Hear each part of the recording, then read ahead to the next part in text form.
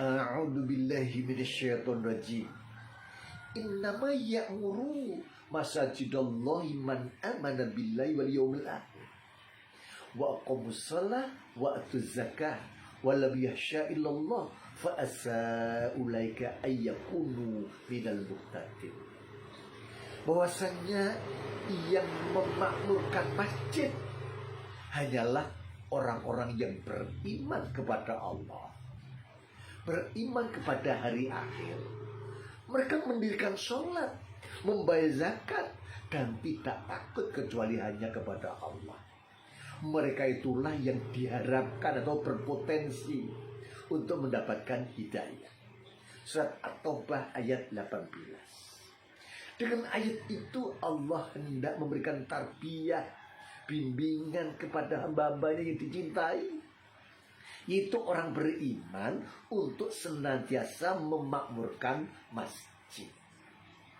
Nah, dengan memakmurkan masjid, maka dosa-dosanya akan diampuni, akan diangkat derajatnya, ya. Kemudian sholatnya akan semakin berkualitas, semakin khusyuk, ya.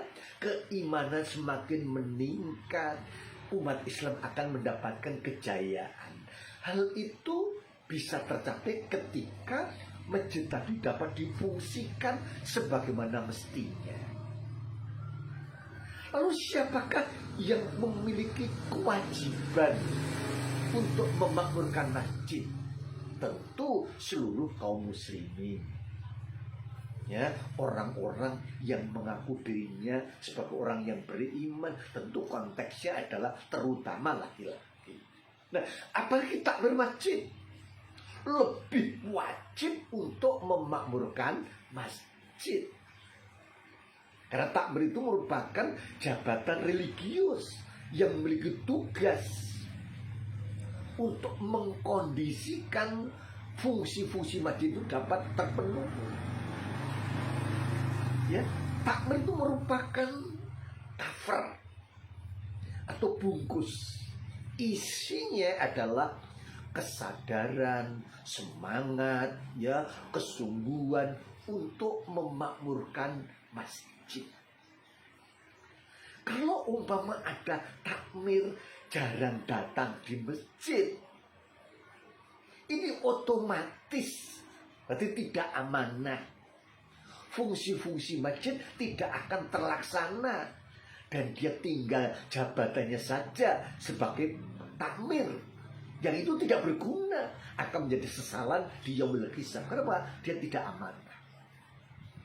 Fungsi masjid sebagai baitullah, sebagai baitul jami'ah, tempat berkumpul kaum muslimin untuk meningkatkan kualitas dirinya, penghambaan dirinya kepada Allah Subhanahu wa ta'ala.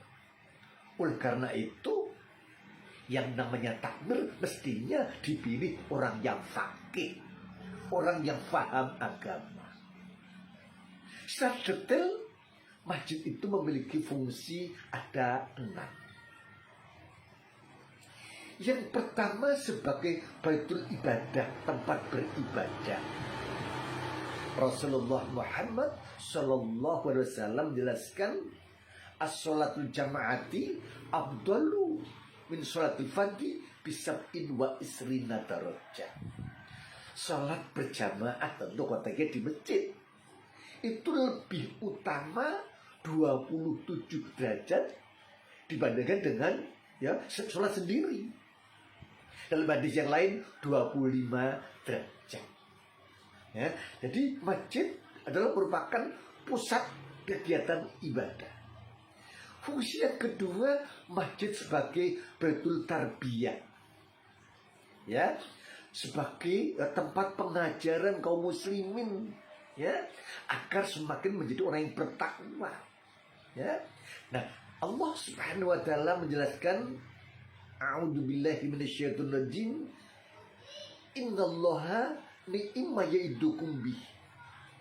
Sesungguhnya Allah telah memberikan pengajaran yang sebaik-baiknya.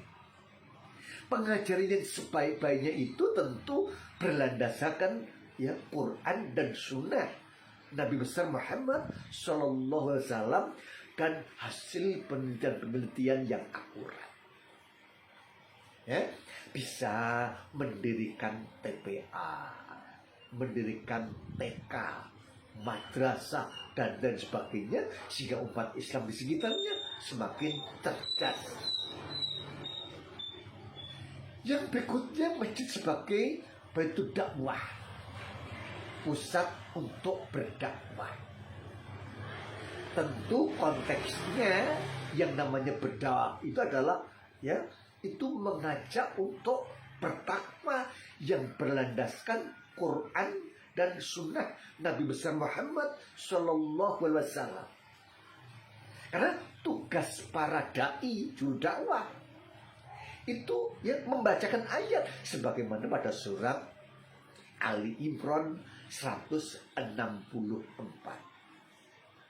Laqad manallahu 'alal mu'minin id ba'atsa fihim rasulan min anfusihim yatlu 'alaihim ayatihi wa yuzakkihim wa yu'allimuhumul kitab wal hikmah wa in kanu min qablu la fi dhalalin mubin. Sungguh Allah telah memberikan karunia kepada orang-orang yang beriman, yaitu dengan diutusnya Rasul, Nabi, yang tugasnya yatlu alaihim ayatihi, membacakan, menerangkan isi-isi Al-Quran. Yatlu alaihim ayatihi wa yuzakkihim, dan mensucikan jiwa mereka, mensucikan dari jiwa kesombongan, kekikiran, kebahilan, keraguan, sifat-sifat kemusyrikan, kedoliman, kemunafikan, kefasikan, kekafiran. Dibersihkan untuk mencapai qalbin salim. Ketika umat Islam sudah mencapai qalbin salim, menjadi orang bertakwa, barulah dia berpotensi masuk surga. Maka masjid itu merupakan tempat menggembleng manusia untuk masuk surga. Oleh karena itu, takmir mestinya adalah orang-orang yang faqih, yang faham agama, dan dia sendiri bertakwa, bertanggung jawab terhadap tugas dirinya sebagai hamba Allah dan tugasnya sebagai takmir. Jadi masjid berfungsi sebagai baitul tarbiyah, baitul dakwah. Kalau kemudian di masjid itu ada pengajian yang disebut itu bukan Quran Sunnah, tidak mungkin bisa memakmurkan masjid. Hanya sekedar meramaikan, tapi masjidnya tidak dimuliakan. Yang berikutnya, masjid berfungsi sebagai baitul siasah, tempat berkumpulnya manusia untuk mengembangkan kekuatan diri, memanage politik Islam. Ketika Khalifah Umar bin Khattab itu mengirimkan para duta yang dikirimkan ke berbagai negara, maka mengaturnya, mengutusnya, memilihnya itu di masjid. Ketika Abu Bakar As-Siddiq itu menerima tamu kenegaraan, itu diterima di masjid, sehingga masjid itu berfungsi sebagai kantor pemerintahan. Begitu pula ketika ada orang yang melanggar hukum, dihukum di depan masjid, sehingga masjid itu betul-betul tegak menjadi rumah Allah, tempat untuk menegakkan ajaran Islam,